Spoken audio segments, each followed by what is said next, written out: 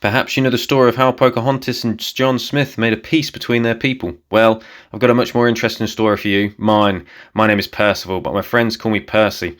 Once upon a time, I was the pet pug of a very important man named Governor Radcliffe. I lived the life of luxury, but life felt, well, pretty boring. And then that all changed one day when we arrived on the shores of America. Ratcliffe was after one thing and one thing only, gold, and Ratcliffe didn't care about the people who lived in this new land. John Smith cared, but I didn't care much for John Smith. He was always trying to pat me on the head, and not long after we'd arrived in the new land, I was having a bath when suddenly, splash, a raccoon landed in the water. Well, there's one thing my mother taught me, it's that to avoid all animals without a pedigree. This is a wild creature that was filthy and uncivilized. The raccoon ate my cherries and then ran off, and after that I had one thing on my mind, revenge.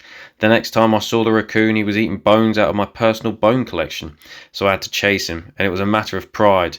But wouldn't you know it, the Brazilian little devil trapped me in a hollow log, and then that's when I ran into John Smith and Pocahontas, and guess who was with him? That's right, that bone-thieving raccoon. He grabbed my humming-board and started waving it at me like a sword. I would have been funny if it weren't so annoying. And then the weirdest thing of all happened. A tree talked to me. Grandmother Willow said I shouldn't chase Miko, but by chasing him I started trouble between us. Now it was time to stop the fighting. Of course I understood immediately. It took the humans a little longer to get the picture, but it all worked out okay in the end. I decided I didn't need my fancy highfalutin life, so I became a settler and stayed with my new friends. John, however, had to go back to England. I knew he would miss me, so when he reached out to pat my head, I actually let him.